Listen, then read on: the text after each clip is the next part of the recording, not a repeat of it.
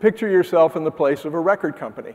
You've got a massive infrastructure, you've got a lot of employees, you've got a lot of a machine to distribute records to stores, which is a very expensive proposition in terms of warehousing and manufacturing and shipping and freight and just physically getting things into record stores, big investment.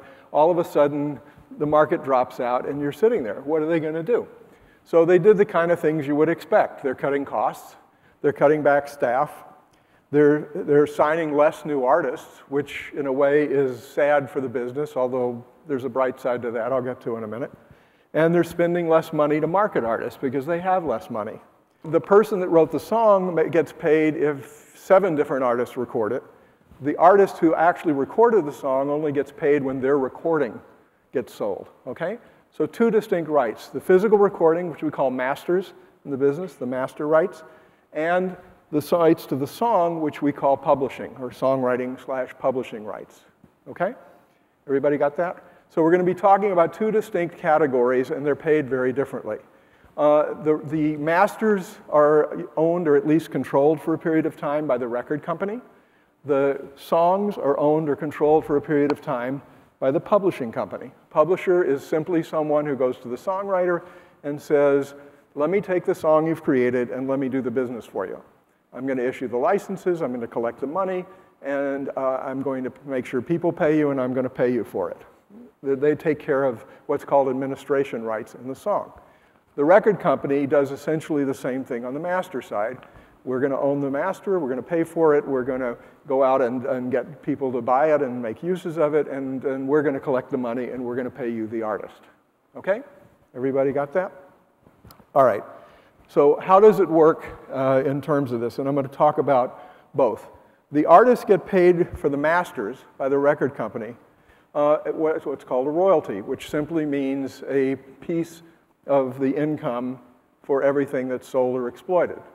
These days, selling isn't the only way we're exploiting things, as I'm sure you know. But however it's monetized, the artist gets a piece of that. That's called a royalty. Anytime there's a public performance for a profit, the writer-publisher has to get paid. That's called a performance royalty or performance right.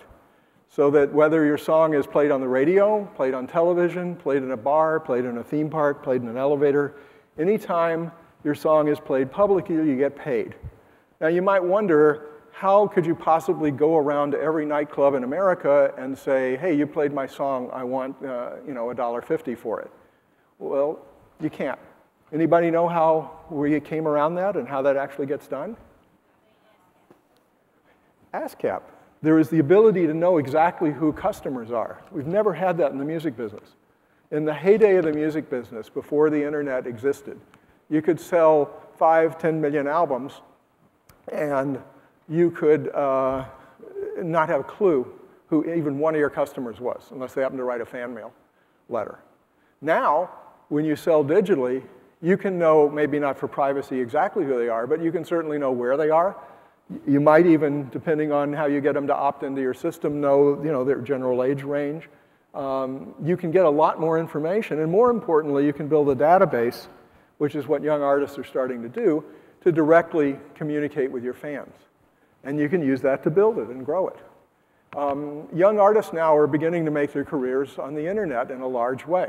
Certainly they're doing it by playing locally and the usual kinds of things, but the smart ones, they go play locally, they'll say, hey, we'll give you a free sticker, or we'll give you a little pin with the band's name on it, just sign up on our mailing list. Suddenly they build up emails and emails, and suddenly they've got a fan base, and they're able to get their music out. It's an interesting grassroots system that I think in the cracks of the old business, we're starting to see some sprouts come through. And we're starting to see a future that could be really, really interesting. And very good for people that are, younger artists and starting out who could have never gotten the attention of a record company, but now can go directly to their fans. So the good news about this is that even though the future is not clear, is that it's kind of a level playing field for people coming into the business. In fact, I think a lot of the innovations are going to come from people who are new to the business. And certainly to the extent that anyone's got better ideas of what to do than what we're doing now, those of us who have been doing it a while are very much open and interested in doing it. What's the fastest way to copyright your work, and does ASCAP registration give you any kind of protection? Number one, the way you copyright your work is you fix it in tangible form. That means you record it, or you write it down, and then you have a copyright. Registration of the copyright, which is what you're thinking of in Washington, is a completely separate process.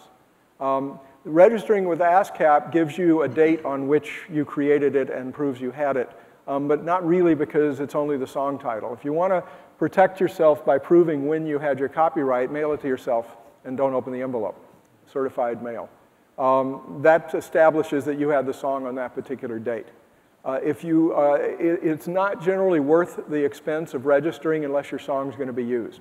If it's going to be used, then I would register in Washington, which is about, I think, $35 or $40, and you can do it online these days. Right, so real quick, you're saying a poor man's copyright, that's when you mail your work to yourself. No, no, no. There's two different concepts. One is the copyright, meaning that you own the copyright in the works. The other is registration of the copyright. Registration of the copyright is filing a form in Washington. And to do that, you get protections about, there's a bunch of legal protections, I'd recommend my book, that spell out what they are, but they mostly have to do with filing lawsuits and recovering money from somebody infringing it.